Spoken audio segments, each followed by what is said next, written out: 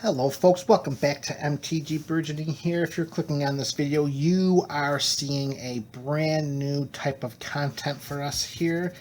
This is Build a Deck Tuesdays, and what that means is we are going to pick a commander and we are going to build that deck. So let's meet our first commander for the very first deck we're going to make on Build a Deck Tuesdays. Zaxara the Exemplary. For 1 in Sultai colors, we have a 2/3 Death Touching Nightmare Hydra. We can tap to add 2 mana of any one color, and whenever we cast a spell with X in its mana cost, we create a 0/0 green Hydra creature token, and then put X +1/+1 counters on it. This is our commander. Now let's build that deck. Build that deck. This isn't Build-A-Bear, folks. This is Magic the Gathering.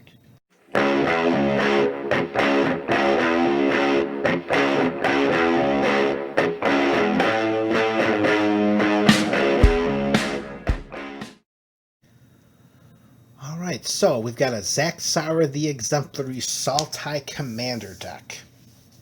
And that's what we're going to do. The theme of this deck that we're going to build is going to be centered around the X spells, the +1/+1 counters, and the tokens created. So pretty much all of the different things that Zaxara does, including that little tap and add 2 mana of any one color ability, which, let's be honest, we're going to have to take advantage of that.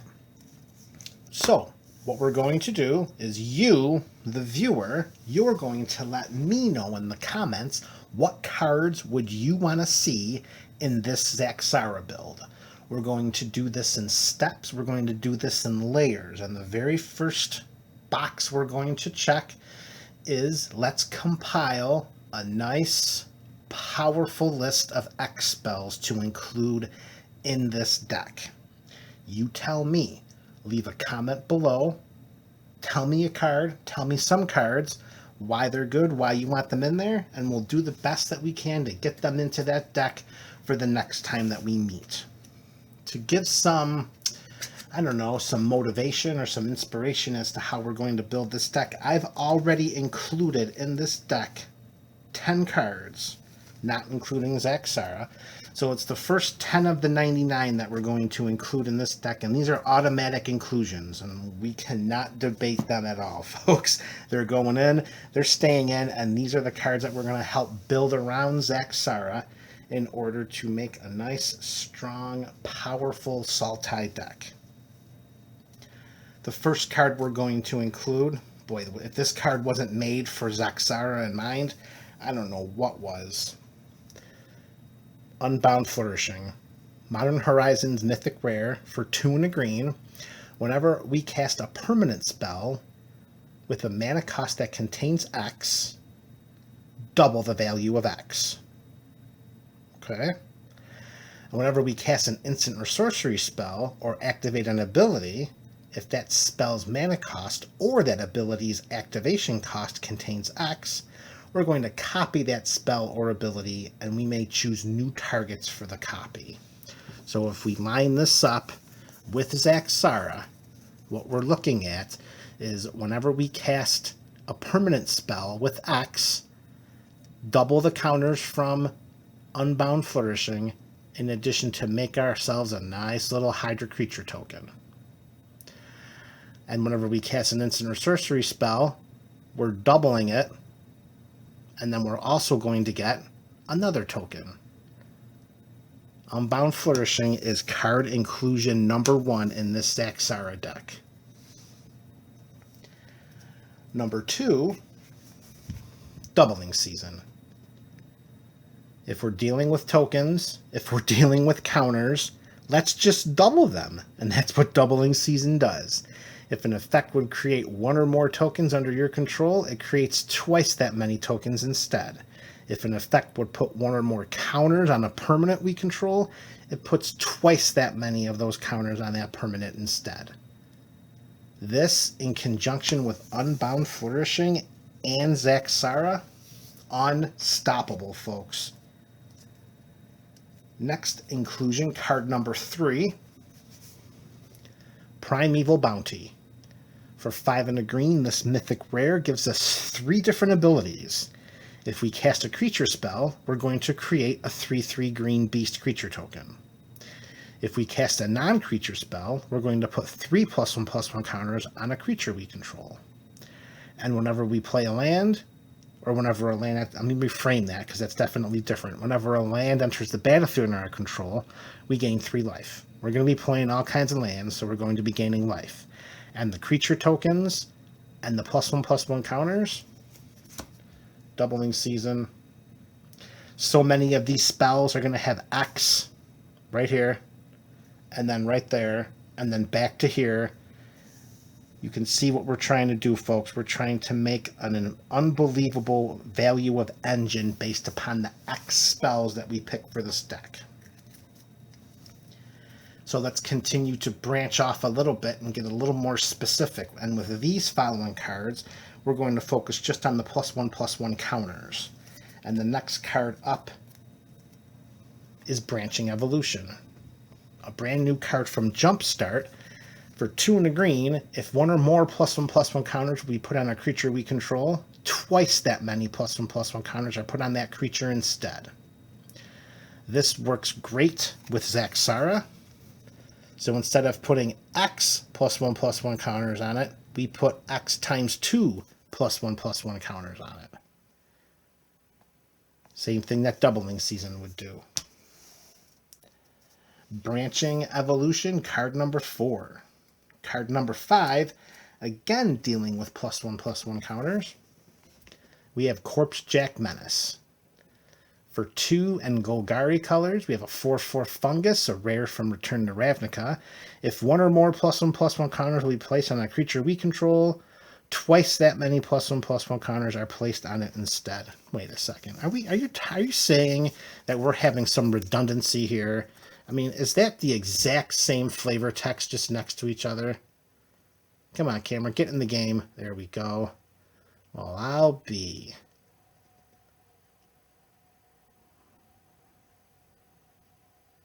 Word for word, 1 on an enchantment and 1 on a creature. It's win-win, folks. Win-win. So those are the first 5 auto inclusions into this Zaxara EDH Commander deck. Staying with the +1/+1 theme, Retribution of the Ancients. For 1 black, this card from Khans of Tarkir says, tap a black, remove X +1/+1 counters from among creatures we control. Target creature gets -X until end of turn.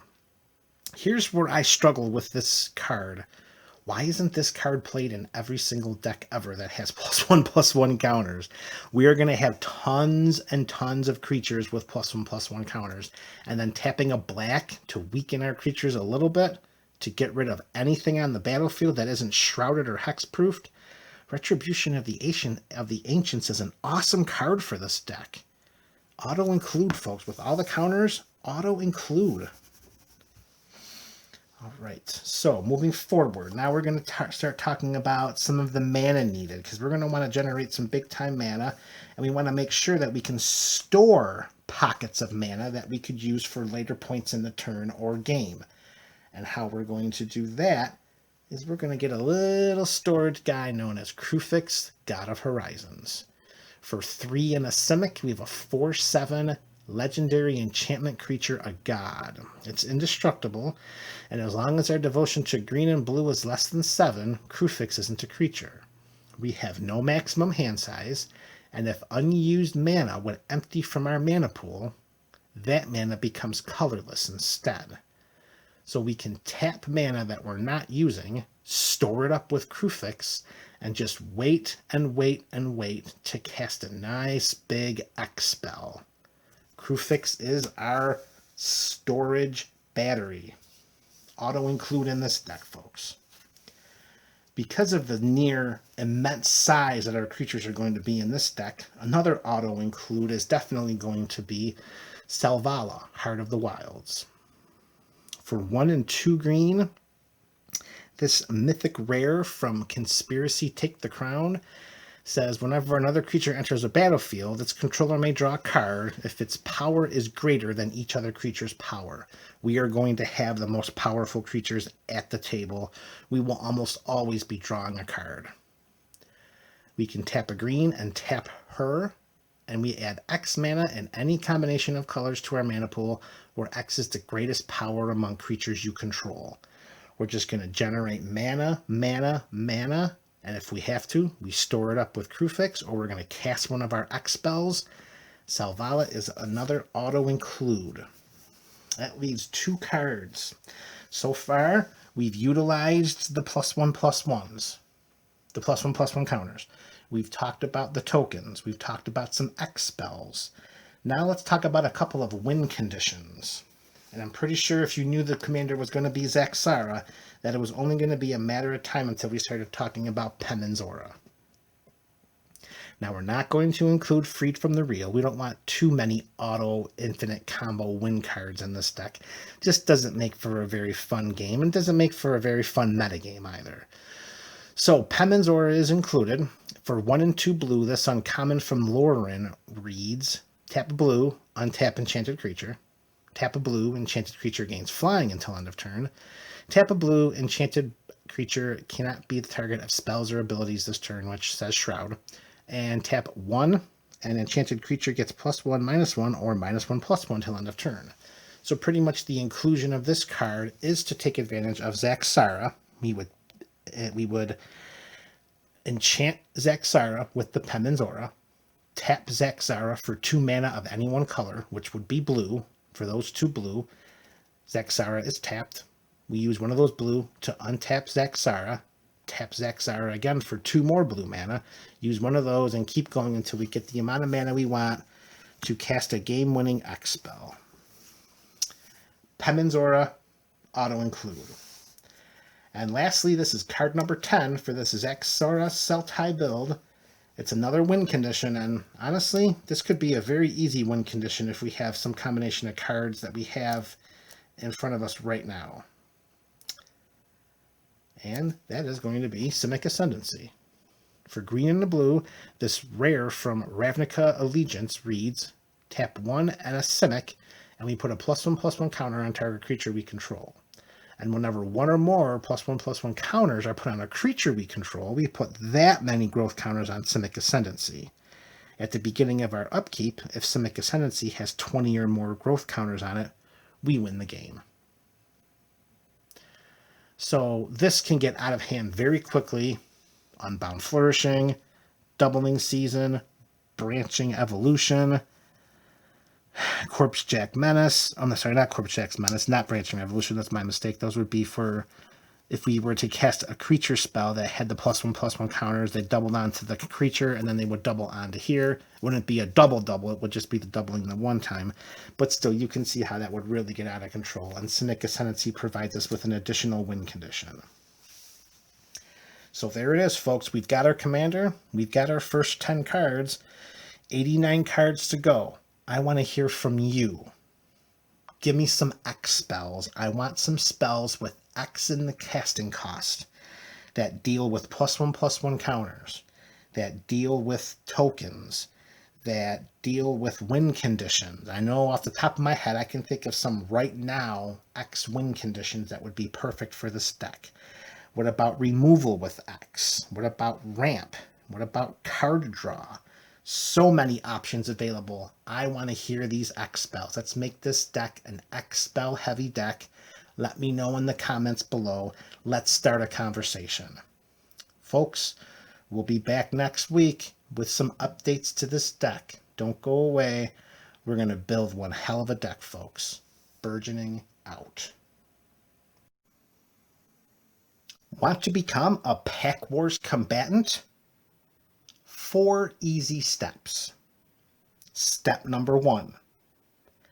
Click on the link below in the description or go to www.buymeacoffee.com/MTG Burgeoning.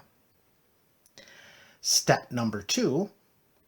Select either membership or support.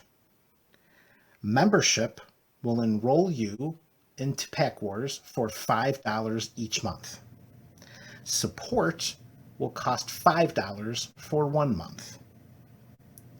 Step number 3, complete payment information. The name you use will appear on the site. Use your real name, use your YouTube handle, or use no name at all and be anonymous. Be sure to include your email address in the information. Step number 4, most importantly, prepare for war.